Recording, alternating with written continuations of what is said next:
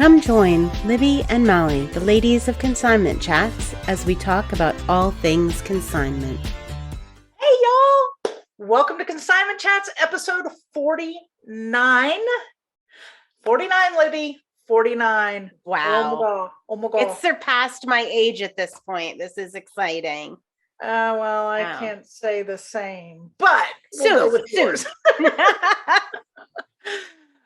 So listen, we got a great episode for you guys today. We are going to talk all about TikTok for small businesses because we went to the TikTok for Business block party. And we have a special guest joining us who also went to the block party.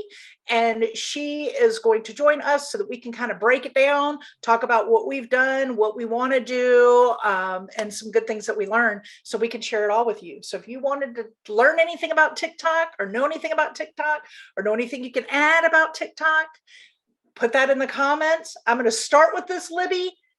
Subscribe right now, click that notification button, like us and all that good stuff. Why wait? Do it now. Do it now before we move in. Do it right now before we move into the episode. So all that's taken care of. Give us some feedback and let's go meet with our guest and talk TikTok. Woo. Hey, Michelle, how are you? Hi. We're so happy to have you with us. What a great idea you had to do this TikTok discussion. Why don't we start by letting you introduce yourself to everybody? Tell them who you are, what you do, all that good stuff. Well, my name's Michelle Naranjo, and I sell vintage clothing and hard goods, mostly on kind of all over the place because it lists perfectly. And of course, the cat just walked in. So she could be on camera. That's right. They always have to be on camera. No. But I've been collecting and buying and selling since I got my driver's license. It was like my parents told me because I just wanted to go to thrift stores all the time. And eventually got into serious antiques and appraising, and my mom did too, and started a consignment business with her in Texas and had a store there. She ended up running that store for 28 years, but we did estate sales so I took off a while to do the corporate thing and just started back this last year, and I'm having fun. I'm thinking we're going to have to do a whole C-Chat spotlight episode on you, Michelle. I think this is not going to be enough. We got a lot to do with you. I need to know, especially when the history goes back that far. I want stories. I want to know. I got questions already, but yes, we're here to talk TikTok for business. And for us, we're here to talk TikTok for small business. So the three of us attended the TikTok for Business block party that TikTok hosted. And when we were done, Michelle had this great idea, like we need to discuss. There's questions, there's things we need to talk about, takeaways. So that's what we're here to do. Review what we got out of it, talk about it, ask questions for each other, maybe pose questions out there to our followers, our chatters. Yeah. And go from there. So we want to start with, overall, what you do for your business now. Michelle, I'm going to start with you. What experience you have with TikTok, I guess, from the get-go? Mine has been super passive. As I told you earlier, I really started using TikTok during the pandemic because, of course, wasn't it going to get canceled or something? They were going to remove. And I was like, I got to download this and see what it's all about. And it's so much fun. I loved every bit of it during those months when we were all so isolated from each other and got to see the creativity around just all over the place. Everything from like the Native American dancers to, I love the dance. Okay. Some of the crafters like that would show their processes and all the fun kid stuff too, but some people put some serious work into it, so it kind of intimidated me, and I've never posted. So you haven't yet to this point? You haven't yet? All right, a newbie. All right, Libby, and I have to go back on your art thing. We talk all the time about our time management, not getting sucked down the social media rabbit hole. Yeah. The one rabbit hole that can suck me in, and I realize I can get in a real daze, is when crafters are doing their craft. Somebody who's painting, I am just like, I can watch the same little 30 to 60 seconds of that paintbrush painting over and over and over, or the clay, the pottery, and I'm like, and I get in this trance because it's just so relaxing. But anyway, I had to throw that out there because I do get sucked in by those crafters and their talents. Libby, why don't you give everybody a little heads up on kind of where we're at and what we've played around with? I want to say we've just dabbled in it. Like, certainly we're just at the beginning stages. TikTok was probably before we went to this small biz block party. It was something that was definitely on the back burner, and like, all right, we have to do so much. We do so much already. Like, can I really add one more thing onto this? And so my sister, I have to mention my sister, right? Oh, 100%. Oh, come on. So my sister is like somewhat of a TikTok celebrity. And so she does, like I said, these amazing art things and art illusions and all of this. So I did find it somewhat intimidating because her things are so amazing that I was like, oh, like, There's so much variety of like skill levels and editing levels, and that I know I'm not supposed to feel intimidated, right? Because because everyone is pretty open and welcoming. Right. They're doing it by themselves. And I guess that's one of the things is that I took away from this is that the ability to reach a whole new audience. What was the statistic? I did not write it down, but it was over 50%, I'll say, of TikTok users aren't on any other social media platform that we're hitting. They're not on Twitter. They're not on Facebook. They're not on Instagram. It was over. I want to say it was like 64% they had or something. Okay. Yeah. That the TikTok users weren't on other platforms. Yeah, I found that very interesting. That was shocking.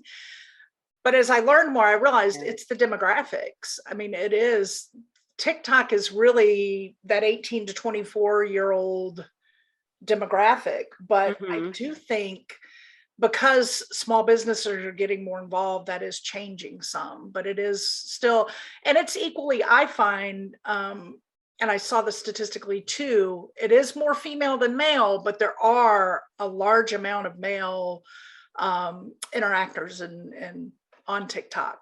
I thought probably more so than the other platforms. I think most platforms are predominantly female. That's how I feel too. Yeah. Especially things like Pinterest. I mean, Pinterest is definitely a female-driven platform, but I found that to be very interesting when you're thinking about your business, to think in those terms, in that demographic, and kind of how would that look for your business. And like you said, we've dabbled in it. And every time we do one, I won't use the word but I'll text Libby and I'll go, I just did a TikTok or I just did a reel and I feel like a bleep. Like and then she responds to me, which is so good. She says, and that means it's going to be awesome. But I just feel panic where you're like, oh my God, somebody's going to watch this. I know. I just put that out into the world and I feel like such a bleep. Like I look like such a dork, but the thing that I felt really good about from the TikTok block party that they kept saying, and it's something that I have repeated over and over again in our episodes for Consignment Chats, and how I feel 100% in my life and in everything I do. And it really is with TikTok. It's about being authentically you.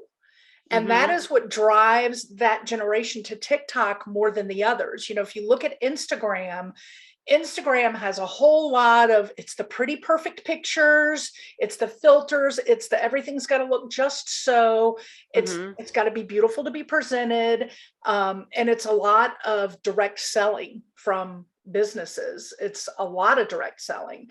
But with TikTok, people drive to that because it's 30 to 60 seconds or 5 to 60 seconds of authentic people. and it's not direct selling. You might be selling, but it's very little direct selling. Yeah, the one that really stood out to me, so they had different business examples presented. The one that really stood out to me was the cattle farmer, the grass-fed cattle, Bastrop cattle, I think it was, or Bastrop beef.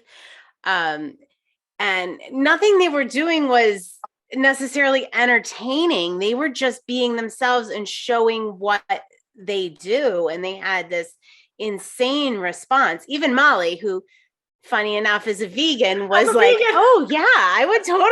I want to support them. And there were no bells and whistles to their video. They weren't putting all the captions and the filters and the jazzy little this, that, and the other. It was just them walking around their farm in their jeans and flannels and telling their story. And that really stood out to me, because I feel like my impression was, for small business, you have to do something like funny or just like over the top creative, or I don't know. I had built it up to be something that I was not in my wheelhouse, right? And it's about being authentic. I mean, that's what's truly authentic. Yep. Yeah. And so the whole thing coming out of that, Michelle, is make your video, girl. Put that TikTok out there. Like, why are we? And I do feel that way when I go on there. I do get a good feeling when I'm on there, that it's not people trying to make up themselves and be something that they're not. They just are them. And I love that about it. Love it. Love it. Yeah, I think that on the Seller Community podcast, Liz and Doug were talking with yesterday's fits in Vegas. And they were saying that they had, they put up this silly little video of like they were having a sale, and they came into work the next day and there was like a line around the block, like lined up to go in. So it was just, they were like, it wasn't it was just, we were having a sale. It was a cute little video. So that was kind of inspiring.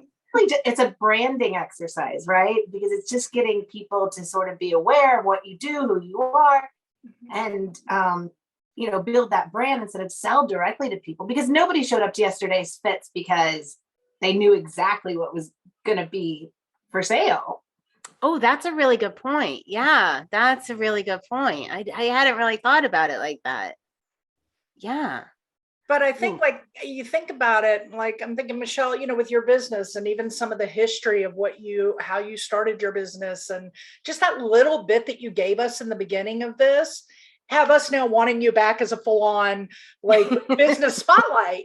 Yeah. Like just that little clip of how your life of this. And so when you think of it in that term, that's just who you are. And you put that out there in a little TikTok in couple of different ones, part 1, part 2, part 3, of kind of going through your life journey, throwing up a couple of little pictures. I'm going to watch. I'll tell you that much. I know, but you think it did make me feel, I came out of it with questions. I came out of it knowing I need to do a lot more research on certain parts of TikTok, but I did come out also with a very much, this is doable.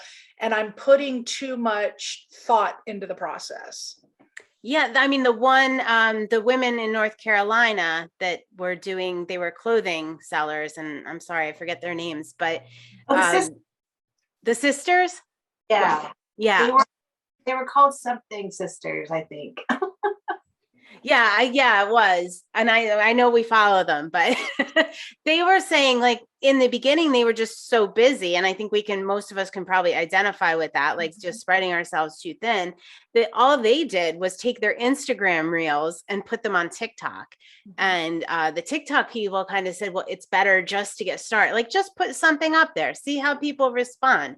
It's better to just get that going and be out there than trying to get the perfect start. So we've actually started moving some of our reels for consignment chats and for the business over there to TikTok, just to have something there and get started, like they said.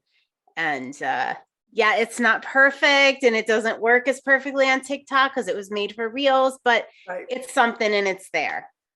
And we haven't done the intro video yet. And I that was one of the points that they made, is people really want to know who you are. Yeah. Yeah. And you got to That's do nice. that.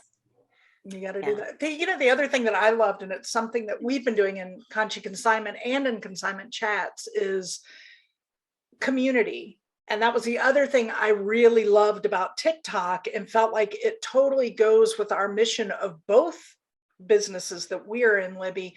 Mm-hmm. And that is that it is a community driven platform, and they actually have communities built within it that support each other. And I thought, wow, that's a great thing, that you can go on there and search, like the of course, all the different hashtags they were talking about, that's a whole nother little part of the discussion. But if you go in there and search like book talk, and you get all the different. I forgot about that. I'm so glad you guys took notes, because Yes. I wasn't anticipating doing this. So I was just, I didn't take notes. I don't know. I just, so you can go in and look at like vintage talk, vintage TikTok, or circular fashion, and find people who are driven by that topic that you are part of, and you become part of that community. And the fact that they promote that and that their algorithms and all feed into that, I think is a wonderful part of TikTok. I'll tell you, during the pandemic, I watched a whole group bloom, literally, of people that were in gardening TikTok that started developing the foraging TikTok, where they were going out during, they were going into the woods and they were finding things to eat, and they were learning how to cook it and what was safe and what wasn't.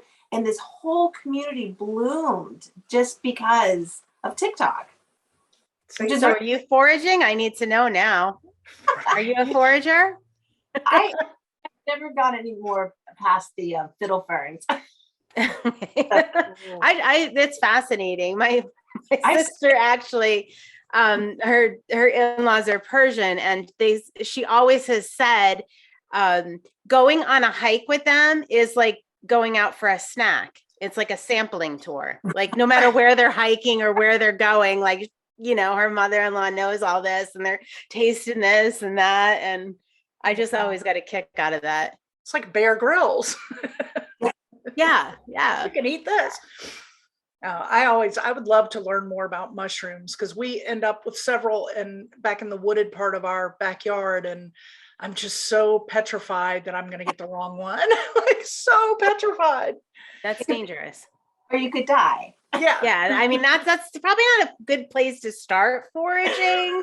But check TikTok. Who knows?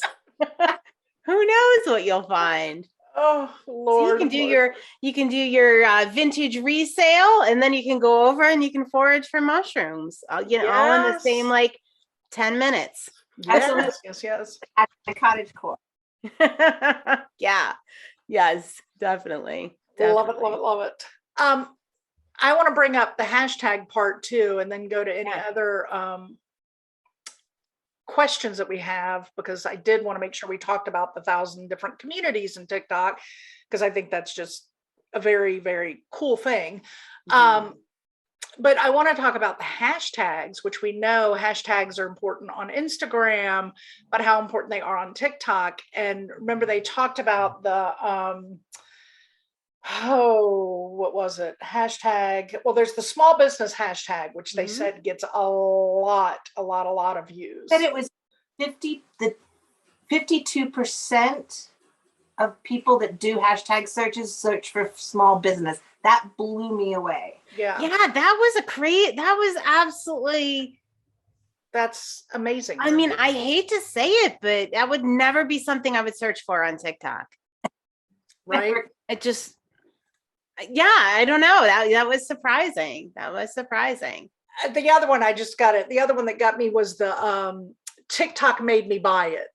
Hashtag TikTok made me buy it. Oh, yeah. And I started doing a little more research on that, and how many businesses have run off of that and what they've done. Like there's even a story about it's an American Eagle.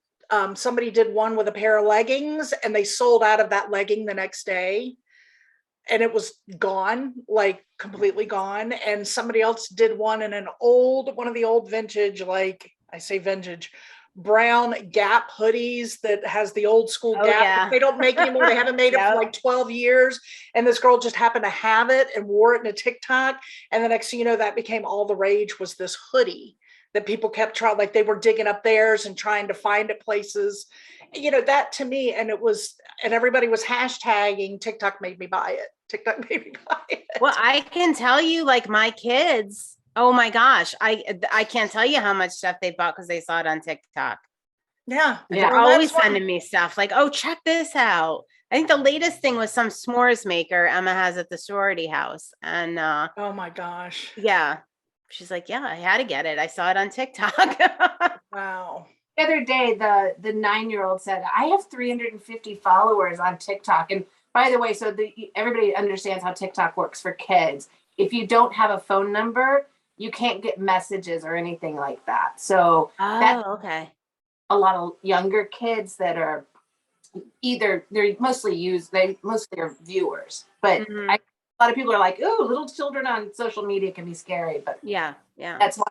But she said she had 350 followers, and her older sister, who's 16, said only 350. And I thought, I think I have 3. I thought it was a decent number. Yeah, I did too. I mean, that was like a goal of mine, but so I've got to get up to 350. That's my goal. All right. Let's get that video up there. We're gonna link up. We're gonna, of course, link up our TikTok handles in the show notes and comments and everything like that. So, if you want to drop us some comments, let us know what yours is. Love to know. Yeah. If you have some comments, suggestions, things we may have missed, also drop a line in the comments. Let us know that. Yeah.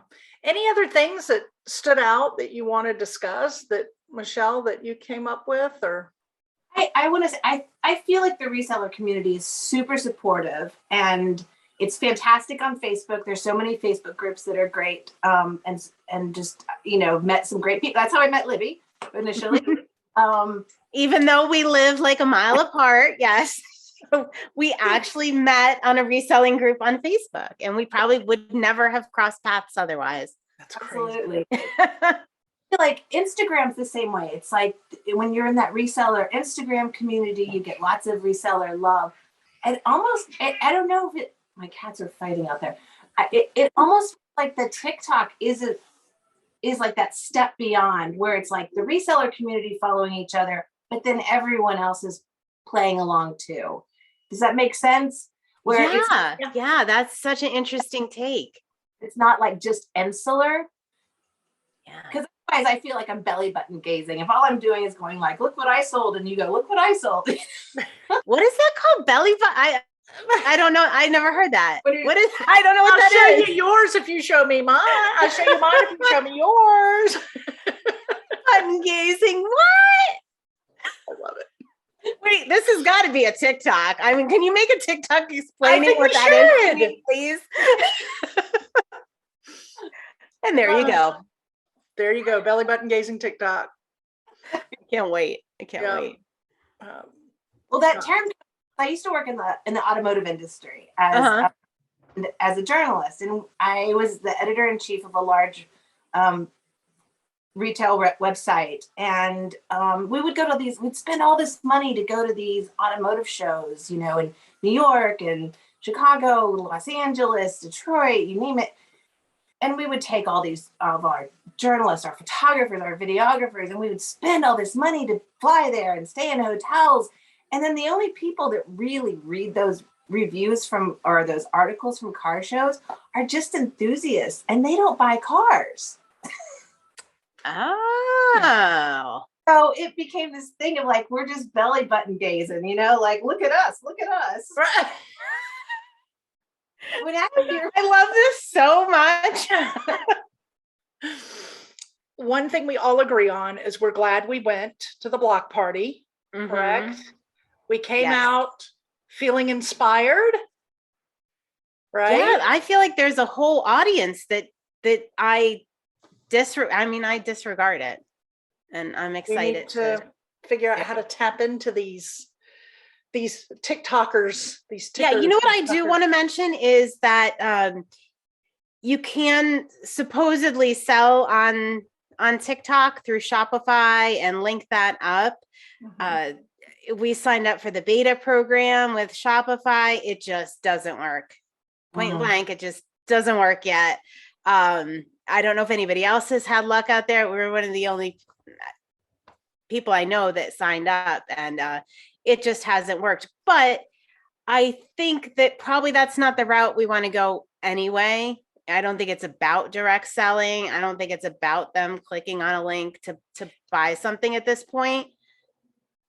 Thoughts? I agree. And I think that, like I said before, a lot of what I see and a lot of the reason that I see people love TikTok is because it's authentic and it's not direct selling. Yeah.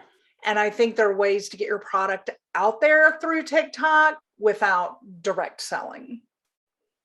Yeah. So I think we're going to put a pin in that little TikTok through Shopify and just develop our community there. And if they want to visit our website and check us out, then they can. Right? Yep. Yeah. Yep. I would put my link tree, and if anybody came, they came. If not, they didn't, you know. It's Right. Right. No, and I think that's the best way to do it, and just let them get to know you, because once you build a personal feeling relationship with somebody, it's just genuine and automatic that you want to support them and you want to know more about them. Yeah. So that was one thing that changed in my mindset, but like had before going in, I was like, well, why isn't this working? Like I want to be able to link my Shopify to TikTok, and just ultimate frustration. Then I came out with the mindset is, wait, that's not what we want to do at all. Right.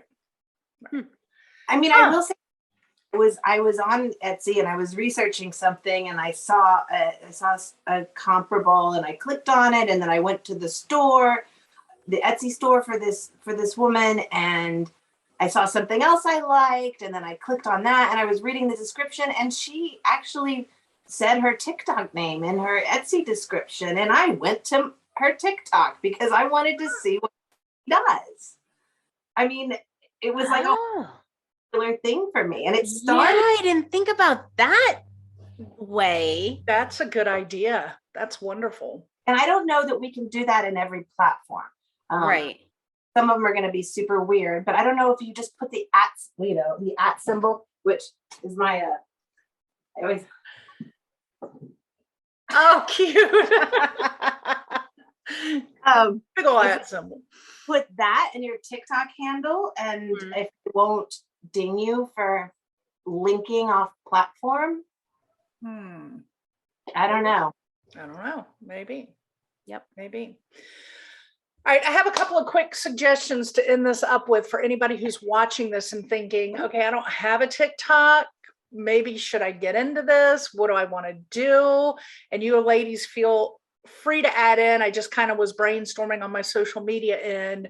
What I would suggest. Reserve your name. Sorry, I say this with every get started episode. Just reserve your name. You're not going to do anything what else. You want to do, reserve your name. I say reserve your name, create that small business account. Even if you sit on it for a while, create it.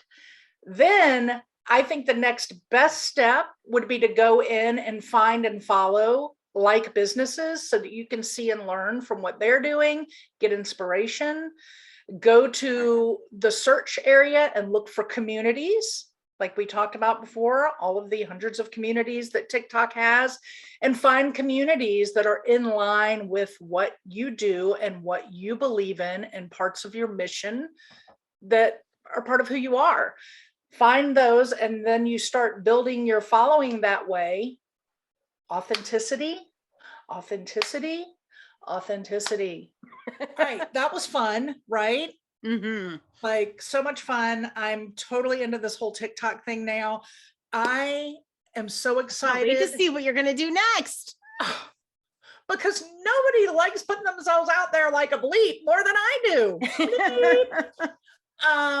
But I am so excited, and I got to tell you, the whole community aspect of it is what really grabs me, because that has been such an important thing to both you and I as community in both of our businesses in many ways. And that term community means many things for us, but speaking of community, here's my go. This is my segue in. Tell me what's going on with the Consignment Chats community. Oh, so much. So our last episode was actually with Ashley of A&B Consignment, and we got so much good feedback on that, and just what a lovely person she is. So I'm glad, some more people got to meet her and follow her and see the cool stuff that she's up to. And she's got a lot of fans, doesn't she? She's got a lot of fans. You can tell why, because she's cute as pumpkin pie. Yes. In a Jersey sort of way. I said that very Southern. She's Southern, but she is Southern. Anyway, go ahead.